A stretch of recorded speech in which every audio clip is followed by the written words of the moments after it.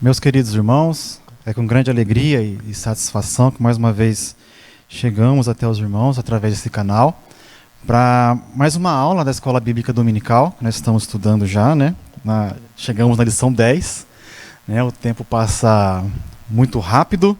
Na revista O Deus que Governa o Mundo e Cuida da Família, né? Então já temos aí, passando já um bom tempo nessa lição, né, o trimestre vai chegando já ao seu final, né, e temos aprendido grandes coisas aqui, estudando esses dois livros da Bíblia e vendo o cuidado de Deus, como diz aqui na nossa revista, né, nos livros de Ruth e Esther, os cuidados de Deus para a nossa família, que o Senhor tem nos cuidado. E hoje a lição ela é muito importante porque ela fala exatamente do livramento, né? O momento em que Deus ali ele mostra, né, que Ele é um Deus que livra, um Deus que cuida, um Deus que preserva o seu povo.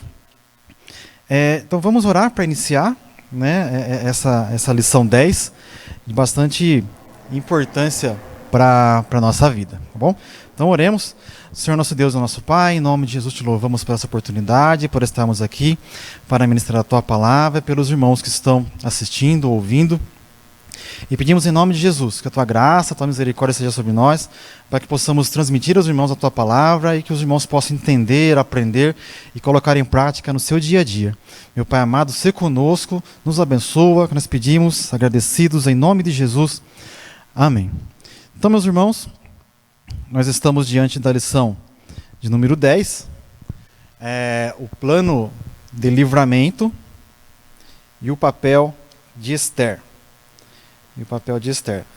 Nós vamos ver aqui Deus trabalhando para livrar o povo de Israel e também ao mesmo tempo Deus usando pessoas para fazer esse trabalho. Então Deus, todo o trabalho é do Senhor, mas Ele usa pessoas. Né? E nós vamos ver aqui a importância de cada um de nós na obra de Deus, no trabalho a ser efetuado, que o Senhor possa nos conscientizar disso. Então nosso título é o plano de livramento e o papel de Esther. Para contextualizar um pouquinho, para a gente não cair de repente na lição, né, e ficar perdido, a gente já vem estudando nas lições passadas. Por exemplo, na lição de número 9, nós vimos a conspiração de Amã contra os judeus. Né? Amã ele conspirou, teve ali um plano contra os judeus, e o rei acatou, né? Ele não dá a entender que ele não deu muita atenção para isso, deu liberdade para Amã, deu a autorização, e então Amã planejou, né, tudo aquilo para exterminar o povo de Israel. Não somente a Mardoqueu, a quem ele tinha uma cisma, né? Ele tinha um problema ali, que Mardoqueu não se dobrava diante de Amã. E lembrando que Amã era o segundo homem do governo, abaixo do rei. Né? Então Mardoqueu não se curvava a ele, e ele foi criando um ódio. Né? E como Mardoqueu é judeu, Amã então teve a ideia de exterminar não somente Amã, mas todos os judeus.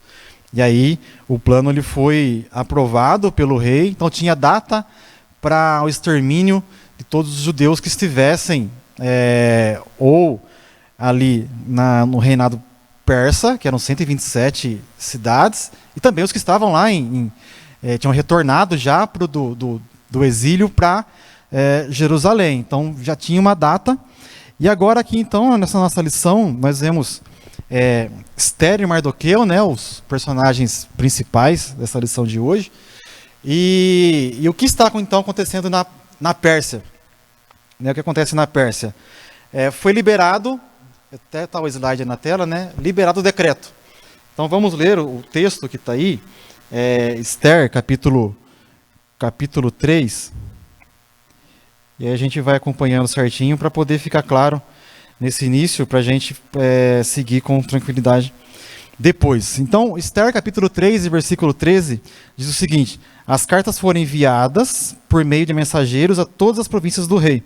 As cartas que anunciavam aquele decreto, né, de extermínio do povo de Judá, de Israel, com instruções para que, num só dia, o dia 13, do 12º mês, que é o mês de Adar, todos os judeus, tanto os jovens como os velhos, as mulheres, as crianças, fossem destruídos, mortos e aniquilados, e que seus bens fossem saqueados. Então, olha a situação. Por autorização do rei, né, esse decreto ele foi anunciado, e então já estava sendo espalhado por todos os lugares o dia em que ia acontecer o massacre. Então seria um massacre de verdade.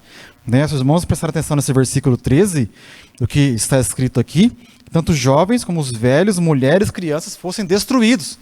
Então não era para sobrar ninguém. De Judá era para ser exterminado. Não era para ter mais nenhuma geração futura.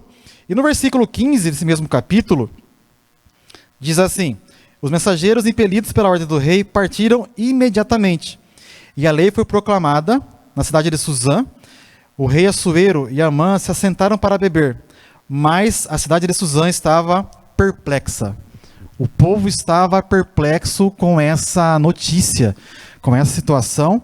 O povo estava então agora aqui num certo alvoroço e assustados, porque imagina a situação, né? O rei emitiu uma ordem para se exterminar todas as pessoas de uma certa nação, né? Que o caso aqui é de Judá. E então eles aqui estão perplexos porque os judeus se estabeleceram. Né? Os irmãos vão se lembrar, quando foi permitido lá por Ciro o retorno dos judeus que estavam em Babilônia, e agora sob o domínio persa, nem todos quiseram voltar. Porque eles se estabeleceram nas cidades que eles estavam. Tinham construído casas, estavam ali com suas famílias. Né? Alguns que voltaram, se eu não me engano, 50 mil que retornaram para construir o templo. Então o povo estava estabelecido, né? Então tinham amigos ali, os familiares, amigos mesmo que fossem de nações diferentes, mas estavam ali todos juntos. Então houve essa perplexidade no meio do povo do povo, como modo geral, né? Agora, quanto a Israel, né? Pensando no lado dos persas, mas agora quanto a Israel, o templo já estava pronto, havia judeus espalhados pelas cidades dos persas. Em Israel, como eu falei agora, estavam espalhados, né, por todas as cidades ali, até lá, já estava um povo lá em Jerusalém, com o templo pronto. E então, no capítulo 4, versículo 3, de Esther, que eu quero ler com os irmãos, fala do luto, né, que estava entre o povo. Né? Chegou até a porta do rei, capítulo 4, versículo 3. Em todas as províncias aonde chegava a palavra do rei e a sua lei, havia entre os judeus grande luto, com jejum, choro e lamentação. E muitos se deitavam em pano de saco e em cinza. Então o povo judeu estava em luto, porque já tinha uma data para eles serem exterminados. Olha a situação, que complicado. Né? Então eles entraram ali num certo alvoroço, um grande luto, com choro, lamentações. O costume para quem estava triste ou queria pedir perdão sobre algo, arrependido, né? Eles colocavam um pano de saco e espalhavam cinzas de fogo, né? Mais frias já pelo corpo, pela cabeça, ficavam naquela aparência pálida, né? Alguns sentavam na cinza, né? Já fria, para demonstrar, né? Para mostrar que estava naquela insatisfação, para mostrar que se estava triste. Então o povo estava nessa forma. Um cenário muito complicado. Um cenário muito complicado. A data estava marcada para o extermínio do povo de Israel. Então esse é o contexto inicial da nossa lição. Então agora nós vamos para o nosso texto áureo, que diz o seguinte: porque desde a antiguidade não se ouviu, nem com os ouvidos se percebeu, nem com os olhos se viu um Deus além de ti, que trabalhe para aquele que nele espera. Isaías 64:4. Então, isso aqui é um alento para nós, né? O Senhor Deus trabalha para aqueles que nele espera. Para aqueles que nele esperam. Tem uma condição aqui, né? Para aqueles que esperam em Deus, o Senhor, Ele trabalha, Ele não vai deixar desamparado, Ele vai trazer o auxílio. E isso nós vemos em toda a Bíblia. Né? Deus não nos livra da provação, mas nos livra na provação, nas dificuldades. As dificuldades é normal que elas venham, mas Deus está conosco na dificuldade e seremos livres nesta dificuldade, né? E a gente pode lembrar na Bíblia, né, de Moisés com o povo no deserto, o mar se abrindo, Josué ali com conquistando a terra prometida, e outras situações com os reis, Davi sendo liberto, o rei Josafá sendo livre por Deus, e muitas outras histórias que a Bíblia nos reforça que Deus peleja pelo seu povo, Deus trabalha pelo seu povo. Mas a questão aqui precisamos confiar em Deus, e não no nosso braço. Vamos depois ter um tópico para falar mais especificamente sobre isso. Nos momentos dramáticos, a verdade prática, né, da vida, que mais aprendemos a confiar em Deus e a depender dele realmente. E isso é uma verdade. A gente vai caminhando com Deus, mas nos momentos dramáticos da nossa vida, a gente se apega mais, né? E talvez por isso seja o motivo de Deus permitir que venham essas provas, né? Para lembrarmos que nós não somos daqui, estamos aqui de passagem. Isso aqui tudo vai passar, né? Mas a nossa salvação não, ela é eterna. A confiança em Deus, em Jesus, ela é eterna. E hoje em dia a gente tem um problema muito, a gente tem um conforto muito grande, né? A gente tem facilidades enormes, a gente tem recurso para resolver tudo muito rápido. Então nós deixamos Deus para o último recurso. A gente não aciona, a gente não ora a Deus já de imediato. A gente vai tomar remédio, procurar alguém, fazer um empréstimo e depois é que vai orar, né? Mas o Senhor Deus, Ele cuida de nós e trabalha por nós, e a gente precisamos nos voltar a Deus, a uma comunhão mais profunda e íntima com o Senhor.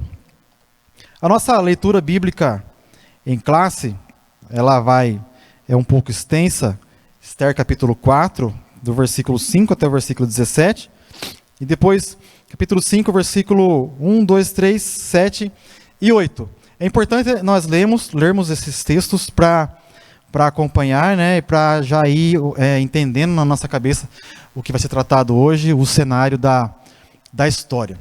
Então, o versículo 5, então Esther chamou Ataque, um dos eunucos do rei, que este tinha posto na presença dela, e deu-lhe mandado para Mardoqueu, para saber o que era aquilo e para quê. Mardoqueu aqui, ele estava com pano de saco, gritando pelas ruas, lamento, choro, externando realmente, botando para fora aquela tristeza. Ele estava, de fato, fazendo isso, e então o Esther achou tudo muito estranho. E aqui o estranho é que todo mundo sabia, mas Esther, que era a rainha, não sabia. Então a gente percebe que no palácio tinha não era tão acessível, a informação, porque a rainha não sabia de uma coisa, mas todo o povo já estava em alvoroço. Então veja que isso é algo um tanto quanto estranho. Então, versículo 6, e saindo Ataque a Mardoqueu, a praça da cidade que estava diante da porta do rei, Mardoqueu lhe fez saber tudo quanto lhe tinha sucedido, como também a oferta de prata que Amã dissera que daria para os tesouros do rei pelos judeus, para os lançar a perder. Também ele deu a cópia da lei escrita que se publicara em Suzã para os destruir, para mostrar a Esther e lhe a fazer saber, e para lhe ordenar que fosse ter com o rei, ele pedisse, suplicasse na sua presença pelo seu povo. Então agora Mardoqueu lhe dá uma cópia daquele documento, daquele decreto, e pede a ela que ela intervenha ao rei. Por quê? Porque ela é a rainha, então seria um acesso mais fácil. Então, olhando pelos olhos humanos, falar, o caminho está aberto, tem uma rainha lá. Versículo 9. Veio, pois, Ataque e fez saber a Esther as palavras de Mardoqueu. O 10. Então disse Esther a Ataque e mandou-lhe dizer a Mardoqueu: todos os servos do rei e o povo das províncias do rei bem sabem que para todo homem ou mulher que entrar ao rei no pátio interior, sem ser chamado, não há senão uma sentença, a de morte. Então veja que o plano foi por água abaixo. Então tinha aqui uma solução que parecia ser fácil, que era só a rainha chegar até o rei e pedir, mas havia uma outra lei aqui que ninguém podia chegar-se até o rei, assim, de alegre, chegar lá, abrir a porta e entrar. Se o rei não tivesse chamado, a pena para aquilo era a morte. Era a morte. Então havia um outro problema aqui para complicar um pouquinho mais o cenário. Então, aí agora vem uma condição, né? Salvo se o rei estender para ele o cetro de ouro, para que viva, e eu nesses 30 dias não sou chamada para entrar ao rei. Então Esther, por 30 dias, não era chamada para estar na presença do rei, e havia a lei de que se entrasse lá poderia ser morto. Versículo 12. E fiz saber a Mardoqueu as palavras de Esther. 13. Então disse Mardoqueu que tornasse a dizer a Esther: não imagines em teu ânimo que escaparás na casa do rei mais do que a todos os outros judeus. Então o Mardoqueu, os irmãos vão lembrar que ele foi quem criou a Esther, né? E aqui ele fala uma verdade para ela. Ele fala: olha, não é porque você está lá no palácio que você vai escapar, né? Você também é parte do nosso povo, então também está na lista da morte. Versículo 13, agora o 14. Porque se de todo te calares, nesse tempo, socorro e livramento de outra parte virá para os judeus. Não veja a confiança de Mardoqueu. Mas tu e a casa de teu pai perecereis. E quem sabe se para tal tempo como esse chegasse a esse reino. Então, Mardoqueu dá a entender que ele está fazendo agora, dizendo assim, ó, tudo que você viveu até agora convergiu para esse momento. Você está de rainha para esse momento exato, né? Versículo 15. Então disse Esther que tornassem a dizer a Mardoqueu: vai e ajunta todos os judeus que se acharem em Suzã, e jejuai por mim, e não comais nem bebais por 3 dias, nem de dia e de noite. E eu e as minhas moças também assim jejuaremos. E assim irei ter com o rei, ainda que não é segundo a lei, e perecendo, pereço. Então ela conclamou aqui a igreja para jejuar e orar, para buscar a Deus, para conseguir o favor de Deus nesse propósito, e ela, a confiança, né, de chegar até lá. Mas ela fala assim: se eu perecer, eu perecerei. Então eu vou enfrentar, vou buscar a Deus e vou enfrentar. Se não der certo, eu perecerei. O versículo 17. Então Mardoqueu foi e fez conforme tudo quanto Esther lhe ordenou. Então o povo agora aqui estava em oração, em jejum, buscando ao Senhor o seu favor. Capítulo 5, versículo 1. Sucedeu, pois, que ao 3º dia Esther se vestiu de suas vestes reais e se pôs no pátio interior da casa do rei, defronte do aposento do rei. E o rei estava assentado sobre o seu trono real, na casa real, defronte da porta do aposento. E sucedeu que, vendo o rei a rainha Esther, que estava no pátio, ela alcançou graça aos seus olhos. E o rei apontou para Esther com o cetro de ouro. Lembra da condição? Então aqui ela jejuaram, oraram, ela entrou e teve o favor do rei. E Esther chegou e tocou a ponta do cetro. Então o rei lhe disse: que é que tens, rainha Esther? Qual é a sua petição? Até metade do reino se dará. Versículo 7. Então respondeu Esther e disse: minha petição e requerimento é: se achei graça aos olhos do rei, e se bem parecer ao rei conceder-me a minha petição e otorgar-me o meu requerimento, venha o rei com Amã ao banquete que lhes hei de preparar, e amanhã farei conforme o mandado do rei. Então esse é o nosso texto, e aqui eu acho que já fica bem claro, né, a nossa lição, porque essas lições são histórias, né? Então a história está aqui, e a gente vai agora pegando alguns pontos e trazendo uma aplicação para a nossa vida e entendendo um pouco mais de algumas partes dessa história tão bela e importante. A introdução. Se o irmão tiver se os irmãos tiverem a sua revista em mãos, pode acompanhar comigo, que diz o seguinte: nessa lição estudaremos as atitudes de Mardoqueu e Esther em favor de todo o povo judeu. O decreto do rei estava assinado, a ordem de extermínio havia chegado a todas as províncias, o dia da matança estava definido. Era preciso clamar a Deus e agir sob sua direção. E aqui, essa última frase é importantíssima, meus irmãos. Nós vivemos dias hoje difíceis, de confronto com a nossa fé, de confronto com a nossa vida. E o que nós precisamos fazer é o quê? Brigar pelas ruas? Não, é clamar ao Senhor e agir sob a direção de Deus. O primeiro tópico: o perigoso plano e o temor de Esther. Primeiro subtópico, lamento, choro.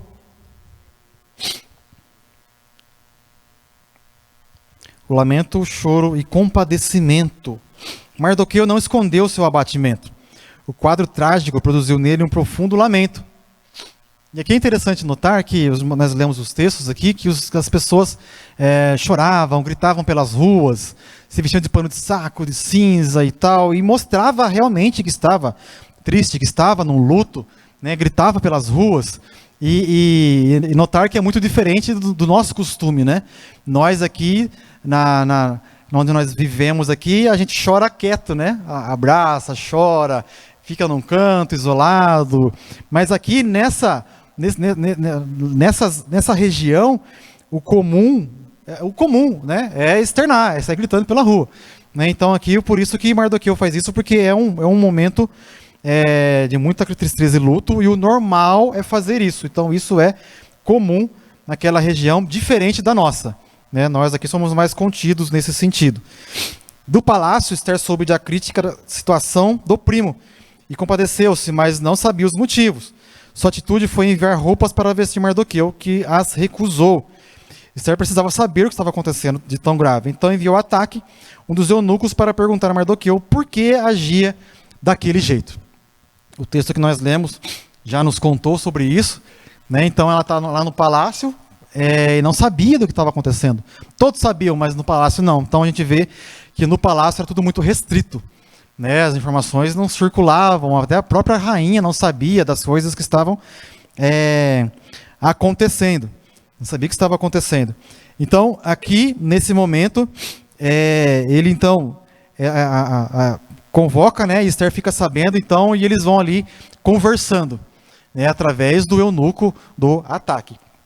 Eles vão conversando, e a lição nos traz um ponto que é muito importante, que diz assim: é preciso compartilhar nossos sentimentos com as pessoas certas. É necessário e nos faz bem. Então é importante nós termos amigos, irmãos, para compartilhar os problemas. Né? Você deve pensar na sua vida aí, quanta dificuldade você já passou e como foi bom ter alguém com quem contar. Né? Ou o contrário, né? Já passou por dificuldades, não tinha ninguém com quem contar como que isso foi difícil. Então é importante nós termos uma igreja, termos amigos, em que nós possamos contar. A nossa lição traz um exemplo aqui que o próprio Jesus abriu o coração e rogou aos seus discípulos que não o deixassem só. No momento final da sua vida, Jesus ali em agonia, uma tristeza profunda, ele então chama os seus discípulos para estarem juntos com ele, para orar junto com ele. Então é algo muito importante. Jesus também nos dá esse exemplo de que precisamos, nos momentos difíceis, ter pessoas com quem contar.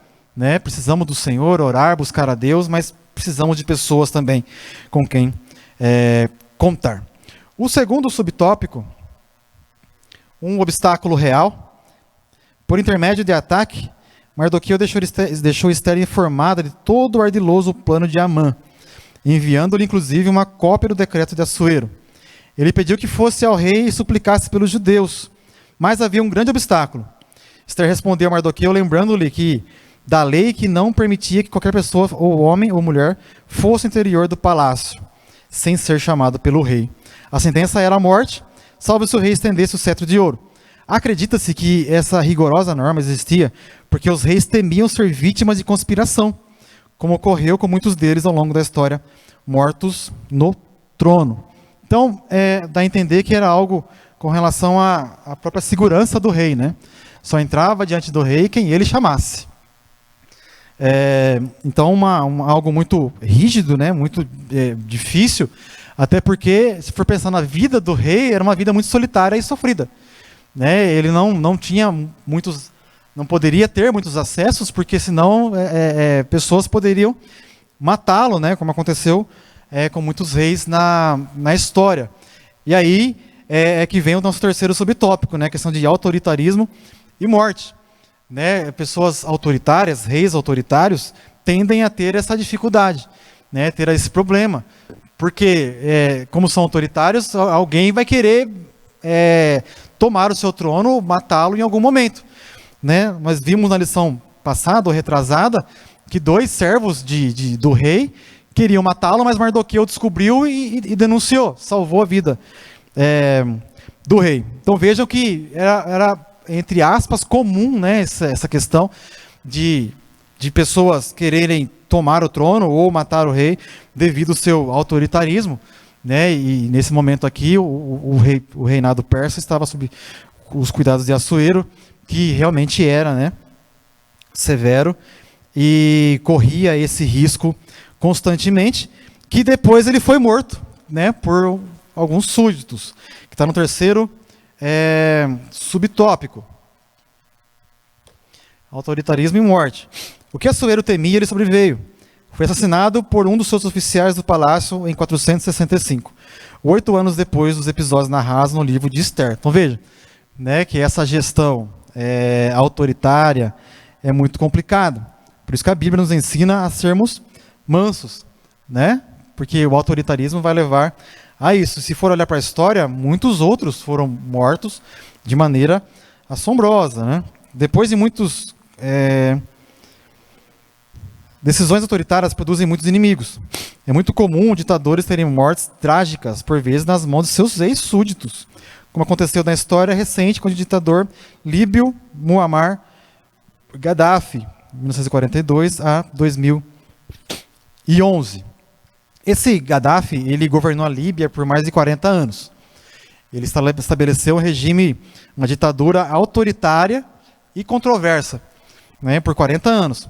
Ele foi derrubado em 2011, ele foi capturado por rebeldes em sua cidade natal, foi brutalmente morto e assim terminou seu regime. Então vejam que esses sistemas ditatórios, autoritários, se fôssemos pesquisar aqui, encontraríamos muitos outros em que o governante ele acaba sendo morto de maneira trágica e por algum súdito, alguém próximo, alguma coisa nesse sentido, né? Então, a Bíblia nos ensina que a mansidão nos livra de muitos infortúnios. Provérbios, capítulo 15, vamos ler aqui o texto. Provérbios, capítulo 15 e versículo 1, diz o seguinte: a resposta branda desvia o furor, mas a palavra dura suscita a ira. Né? Então, o autoritarismo, ser duro, ser rígido, vai suscitando a ira. E a pessoa vai guardando aquela ira, no momento ela extravasa. Então, é um conselho da parte do Senhor, não é esse o foco da lição, mas o líder cristão, os cristãos devem demonstrar ali o amor do cristão. Olhando para Jesus, é o exemplo maior. Né? Foi morto injustamente, mas não abriu a sua boca. Né? Não teve atos de violência, muito pelo contrário, amou todos aqueles, inclusive aqueles que o mataram, ele também os amou. Então vejam o exemplo, né, de Jesus, o líder, que até hoje nós o seguimos, e sem ter uma ação de autoritarismo, né, mas com amor e brandura, conforme ele nos amou. O segundo tópico, Mardoqueu convence Esther, e o primeiro subtópico é confiando na providência divina. Confiando na providência divina. Vamos ler aqui o texto, e aqui é um ponto importante para a gente refletir. Esther apresentou a Mardoqueu sua impossibilidade de dirigir-se ao rei. Nos últimos 30 dias ela não havia sido chamada por Assuero. Mardoqueu não se contentou com a resposta de Esther. Pediu que dissessem a ela para que não confiasse em sua posição por estar no palácio, pois a ordem real era o extermínio de todos os judeus, sem exceção. Então, também dá um pouco a entender que Esther estava mais tranquila, né? Porque, tipo assim, estou no palácio, eu sou a rainha, né? Está num conforto, e ali, então, ela está com a mente um pouco tranquilizada. Mas o Mardoqueu a desperta, falando, não fica pensando que por você estar no palácio, você vai ser livrada. Você e sua família também serão mortos, pois também são judeus. Não é? Então tem essa questão. Ela também está na lista para ser morta. E Mardoqueu lhe abre a mente. Mardoqueu lhe abre o entendimento. Mardoqueu lhe desperta. Né? E é importante nós termos pessoas no nosso convívio que nos confrontam. Porque às vezes nós estamos tão acostumados com algumas coisas e vamos tocando, até que alguém fala assim, oh, isso aqui está errado. Aí a gente precisa dar aquela despertada, né? Nosso pastor aqui, pastor Sisak, está sempre bradando aqui como um profeta, nos despertando, né? Nos despertando, acorda, né? Acorda para ser um cristão melhor, né? Para estar eternamente com Cristo. Então, precisamos ser pessoas que nos confrontam, né? Às vezes pode ser ruim de início, mas vai lhe fazer muito bem. Muito bem. Então, nós vemos que, se Esther não se dispusesse a interceder junto ao rei, Mardoqueu confiava que a providência divina se manifestava de outra forma. A expressão socorro e livramento de outra parte virá revela que Mardoqueu confiava em Deus acima de tudo. Para Mardoqueu, o socorro ia vir, de um jeito ou de outro. De um jeito ou de outro ia vir. E aqui eu vejo que Mardoqueu é um homem sensacional, espetacular, né, que confia em Deus acima de qualquer coisa. Independente de quem esteja no governo, é o Senhor quem comanda. Independente de quem esteja na liderança, é o Senhor quem comanda. Independente da situação que esteja, é o Senhor quem comanda. Então nós precisamos ter em mente que tudo está nas mãos de Deus. Nas mãos de Deus. Se o caminho que eu enxergo está obscuro, eu sei que Deus tem um outro caminho. Se o caminho que eu vejo está difícil de trilhar, parece que vai ter um fim, eu sei que Deus tem um outro caminho. Precisamos confiar no Senhor. Confiar em Deus. Quando supervalorizamos pessoas, por mais importantes que sejam, nos esquecemos que o socorro vem de Deus, fazendo delas nossos ídolos. Deus abomina todo tipo de idolatria. Então a gente coloca tanta confiança em pessoas, meus irmãos. Mudou o governo, agora vai, dá tudo certo. Mudou tal coisa, então nós botamos a nossa confiança em pessoas e não no Senhor. Muitas vezes precisamos nos voltar a Deus. Jeremias capítulo 17 e o versículo 15 diz o seguinte, 17:5, perdão, Jeremias 17, versículo 5. Assim diz o Senhor, maldito aquele que confia no ser humano, que faz da carne mortal o seu braço e cujo coração se desvia do Senhor. Então veja, maldito aquele que confia no ser humano, que faz da carne mortal o seu braço. Quer dizer, ele vê a sua força no ser humano. Ele se desvia do Senhor. A sua confiança não está em Deus, mas no ser humano. Esse está lascado, com o perdão da palavra, né? Mas nós precisamos entender que a nossa confiança deve estar em Deus. Nossa confiança deve estar em Deus. E é interessante que Deus, precisamos confiar em Deus. Primeiro Deus, depois o ser humano, já é nosso próximo tópico aqui. Mas é interessante que Deus, ele faz o seu trabalho usando anjos algumas vezes e usando pessoas. E Deus nos usa e nos faz conforme a sua vontade. Então, o indivíduo também é importante.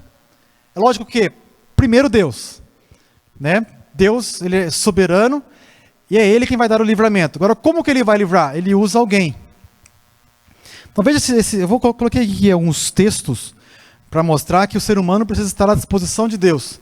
Por exemplo, 2 Crônicas 16:9. Porque, quanto ao Senhor, os seus olhos passam por toda a terra, para dar força àqueles cujo coração é totalmente dele. Então vejam, o coração ali eu grifei porque está no singular, né? Indivíduo, fala do indivíduo, da pessoa, para dar força àqueles cujo coração é totalmente dele. Então, o indivíduo, ele é importante. Um outro texto, Isaías 59, versículo 15 e 16. O Senhor viu isso e desaprovou o fato de não haver justiça. Viu que não havia ninguém e maravilhou-se de que não houvesse um intercessor.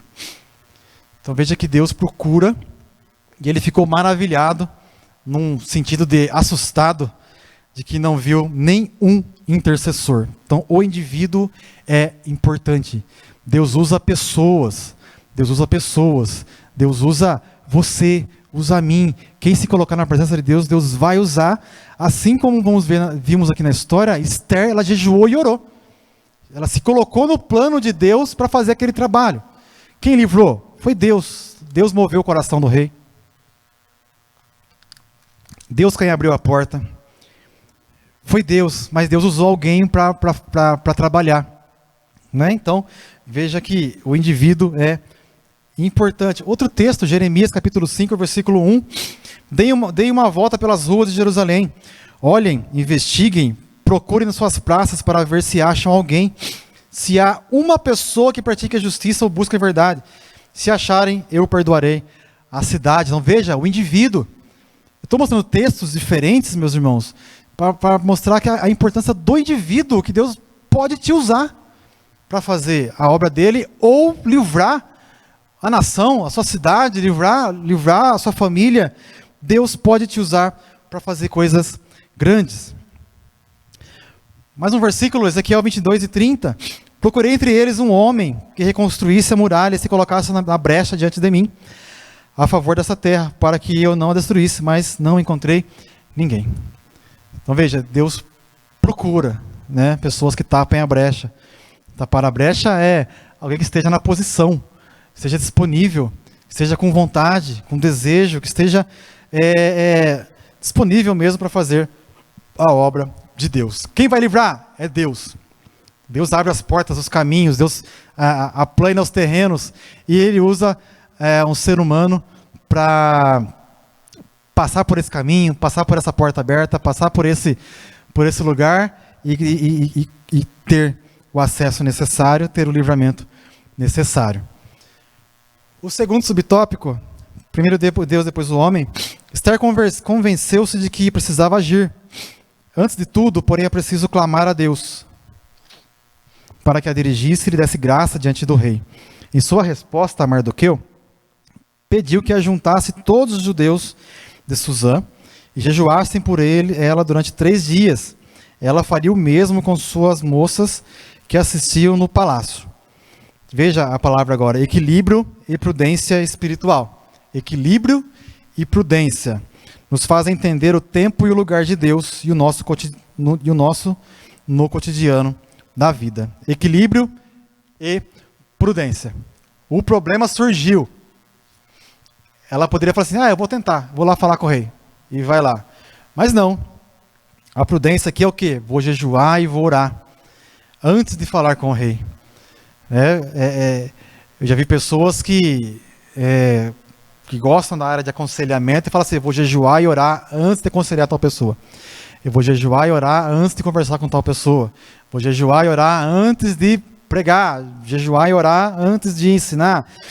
Jejuar e orar. Então faz parte do cristão ter esse equilíbrio e essa prudência. Prudência. É necessário orar e jejuar antes de comprar uma casa. É necessário orar e jejuar antes de vender uma casa, de comprar um carro, vender um carro, fazer alguma coisa. Precisamos colocar Deus na frente dos nossos negócios. Senão nós faremos loucuras e pagaremos o preço depois. Então é importantíssimo essa postura de Esther, nesse problema em que, antes de tomar a ação, buscar a Deus. Buscar a Deus. Antes de Esther procurar o rei, os judeus deveriam buscar a Deus. Uma triste característica de nossos dias são o secularismo e o materialismo. Inspirados no ateísmo, rejeitam e negam as realidades espirituais e veem o homem como o senhor de sua existência e de seu destino. Então percebam que hoje em dia o mundo nos leva a pensar assim.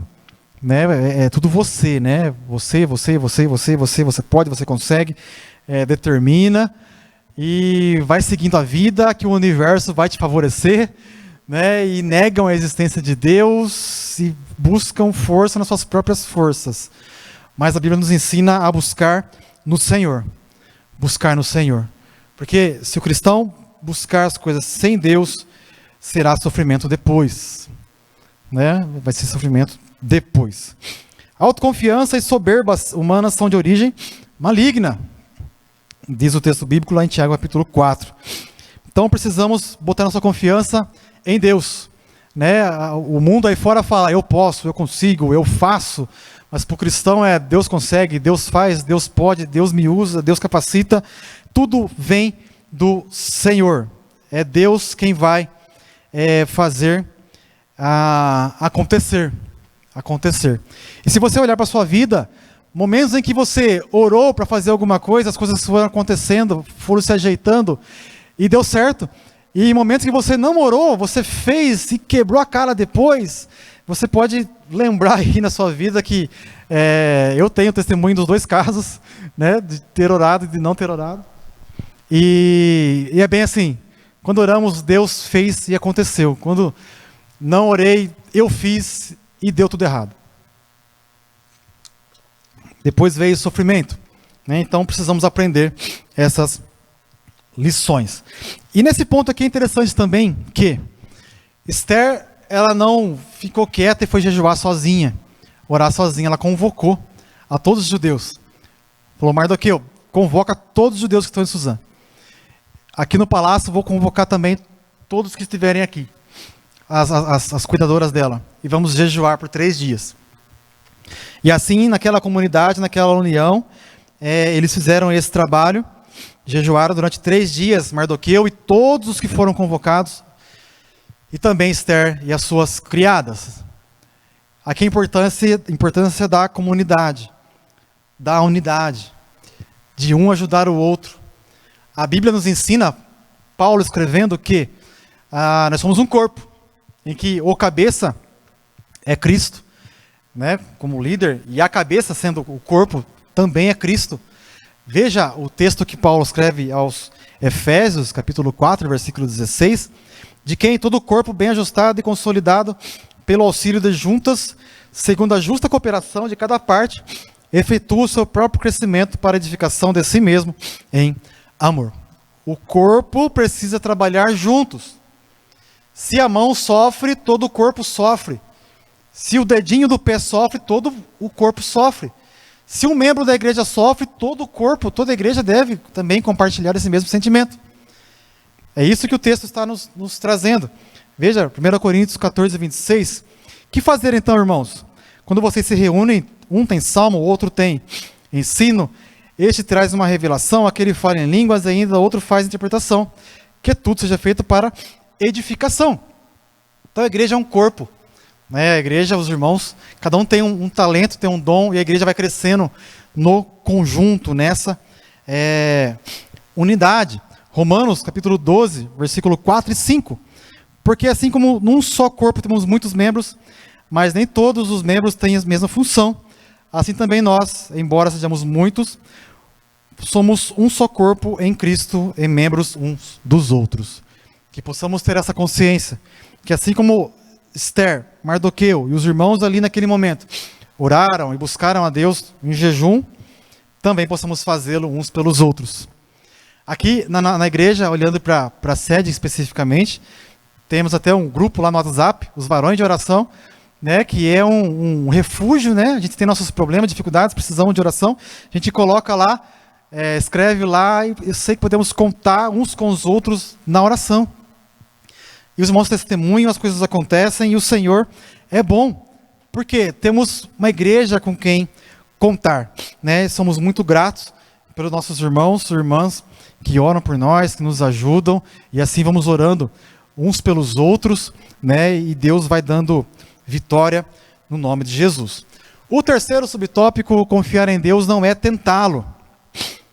Esther confiava em Deus, mas não agiu de forma a tentá-lo. Através do jejum, veja a prudência. Os judeus pediram a intervenção divina para que o rei aceitasse a presença de Esther e ela alcançasse o que pretendia. Todavia, isso não poderia acontecer. Por isso, mesmo confiando, Esther estava disposta a correr o risco. Ela falou: perecendo, pereço. Então veja que Esther, eles buscaram a Deus, e no dia que ela tinha que enfrentar, ir até o rei, ela não foi de qualquer jeito. Colocou as roupas reais, se vestiu bem, usou a melhor roupa que tinha, foi preparada em oração, em jejum, preparada com as suas vestimentas, com o seu intelecto preparado, o seu psicológico preparado para chegar lá e com um plano pronto. Porque quando o rei falou assim: o que você deseja, Esther?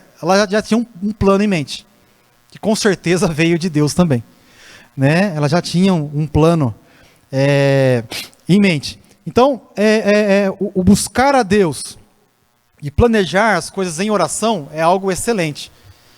Buscar a Deus e planejar em oração é algo excelente. Confiar em Deus e não tentá-lo. Hoje, meus irmãos, a nossa revista até traz isso daqui.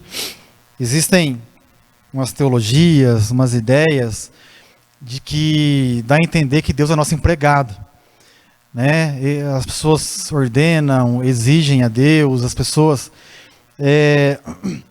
determinam, profetiza e tantas coisas, como se Deus fosse o nosso empregado, né? Como se pudesse colocar Deus na parede e desafiar a Deus sobre algumas coisas. Isso é tentar a Deus, né? O que nós precisamos é buscar o favor de Deus e fazer a vontade de Deus. Não provocar a Deus a fazer a nossa vontade, né? É bem o contrário. Então aqui Esther nos dá um exemplo de que precisamos confiar em Deus, buscar a Deus, fazer a nossa parte, logicamente, mas buscar o Senhor e não desafiar a Deus, não tentar a Deus. Poderia falar assim, se é da vontade de Deus, então eu vou entrar agora para falar com o rei. Mas não, ela orou, jejuou, fez o plano, né, estruturou tudo certinho para chegar lá de maneira correta. Se chegasse lá diante do rei com uma roupa, um pijama, chegasse lá com uma camisa de vereador, na época da eleição, né?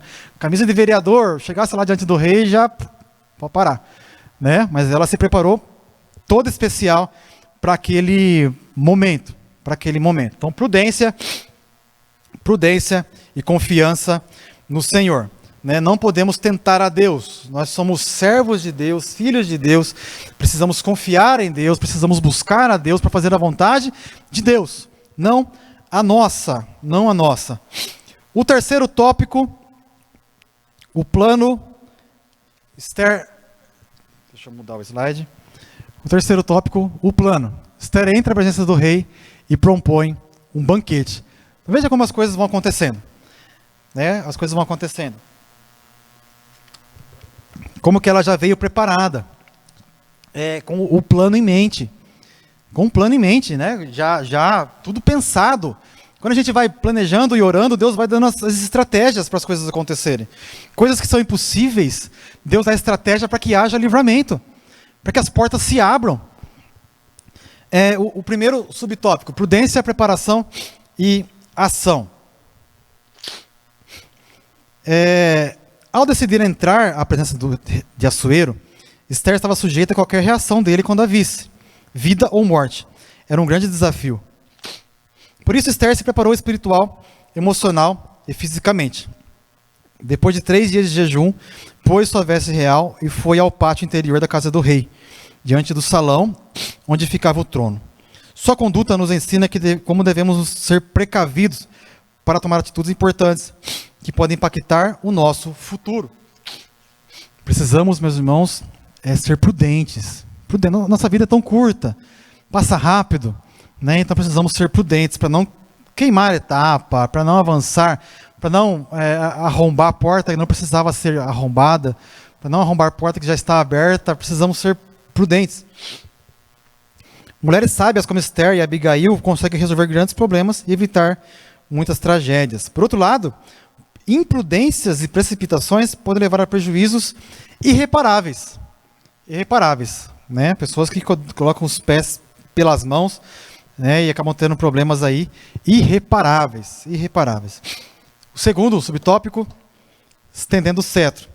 Assentada em seu trono, Assuero viu Esther e estendeu para ela o seu cetro de ouro. Então ela entrou e ele então estende o cetro. Pronto, conseguiu o favor. Né? Deu certo. Agora, quem é que deu a ideia toda a Esther, o plano? Foi Deus, com certeza. Quem é que amoleceu o coração do rei? Foi o próprio Deus que amoleceu o coração do rei. Porque ele estava num momento ali que aparentemente estava feliz, estava num momento agradável. Quando ela chegou, ele já meio que se derreteu por ela, né? Deus já deu aqui um outro passo no livramento. Então ela se aproximou, tocou na ponta do cetro, cumpriu o protocolo legal. Como era incomum alguém se apresentar diante do rei sem ter sido chamado, Assuero logo perguntou o que estava acontecendo. Falou: o que tens, rainha Esther? Ou qual a tua petição? Até metade do reino se te dará. Capítulo 5, versículo 3. Né? Então veja que já ele se derreteu por ela. O que você tem? O que você deseja? Até metade do reino eu vou te dar. Essa aqui não é literal, mas é uma expressão. Né? Ele não vai dar de fato metade do reino para ela, mas é uma expressão que ele estava preparado a favorecê-lo em muita coisa. O rei estava desejoso de favorecer a Esther em muita coisa. Então o caminho se abriu, a porta se abriu. O que antes parecia impossível, agora o caminho estava se abrindo. Resolvido? Não. Ainda Esther tinha um plano, que era necessário cumprir esse plano, né? A estratégia que Deus deu a ela. A disposição da vontade do rei foi manifestada com o uso de uma frase que era comum nessas ocasiões, mas, segundo estudiosos, não se interpretava de forma literal.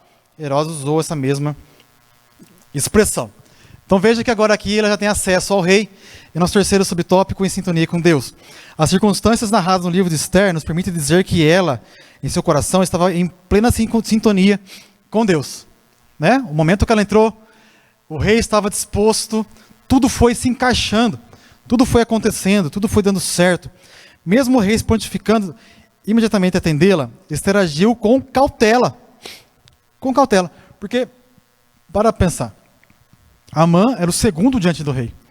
Se ela chegasse lá acusando um homem de confiança do rei, o que o rei ia pensar? Então não era tão simples assim. Não era tão simples assim. Né? Ela ia falar sobre o segundo homem do rei, homem de confiança do rei, homem que bebia junto com ele, homem que estava junto com ele. Então, não era só chegar e falar, precisava de algo mais. Precisava de um momento, de um contexto. Então ela apenas o convidou para um banquete, junto com Amã. Na ocasião, o rei renovou sua disposição em atender a qualquer pedido de Esther. Era a segunda oportunidade, mas ainda não era o momento adequado. Esther convida Assuero e Amã para outro banquete, no dia seguinte, quando faria o seu pedido. Aqui são as 24 horas mais terríveis, né? Porque ela faz um banquete, conversa ali e convida eles para outro banquete. No outro dia. Então são 24 horas de tensão aqui e de grande agonia. Né? Então a gente dá para imaginar como seria esse momento neles ali, naquela angústia, né, dessas 24 horas em que esse jantar seria feito. Os desígnios de Deus são perfeitos. A providência divina estava guiando Esther em todos os detalhes. Em todos os detalhes. Então, a nossa lição, a nossa revista agora, ela vem vindo como uma série, né? Cada domingo um episódio diferente. Então a gente para por aqui, nesse momento. E então na próxima lição vai ser a honra de Mardoqueu e a humilhação de Amã. Né? E na outra lição vamos ver, na lição 12, vamos ver ali a sequência desse momento do jantar. Né? Lição 12, o banquete de Esther, denúncia e livramento. Mas até aqui a gente vem vendo que Deus vem trabalhando em todos os detalhes, usando os seres humanos, usando as pessoas, fazendo as coisas acontecerem. E Deus vem dando vitória.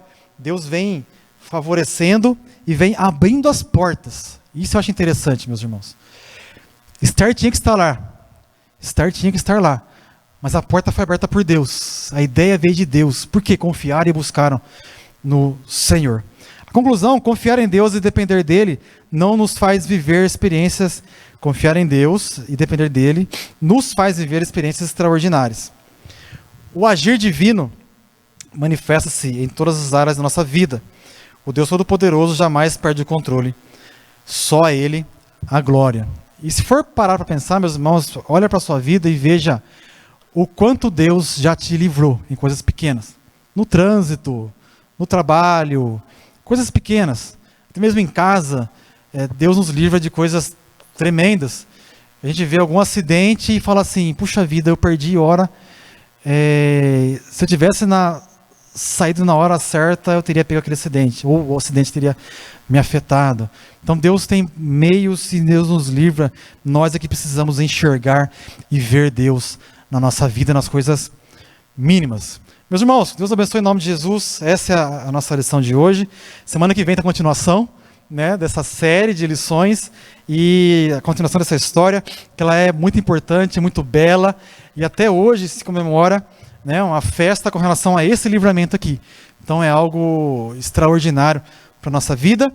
E deixa aqui o convite para os irmãos estarem no culto à noite, né? Deus possa te abençoar. Vai ter o culto online, culto presencial. Se puder estar presente, esteja. Os cultos aqui são sempre uma bênção. Palavra de Deus para a nossa vida, louvores e a bênção para a nossa vida. Que o Senhor te abençoe. Em nome de Jesus, Ele recompense por estar nesse momento aqui assistindo essa aula, que possamos colocar em prática, né? Que Deus fale mais ao seu coração. Vamos orar. Nosso Deus e nosso Pai, te louvamos em nome de Jesus por essa oportunidade, pela aula ministrada aqui. Que o Senhor possa abençoar, meu Pai querido, os irmãos que ouviram, que assistiram, abençoar, que possa multiplicar essa palavra no coração deles e no meu também. Papai amado, seja conosco, nos abençoa, nos dá um dia abençoado, nos guarda, livra de todo mal. Fica conosco e pedimos agradecidos, em nome de Jesus. Amém. Deus abençoe, em nome de Jesus.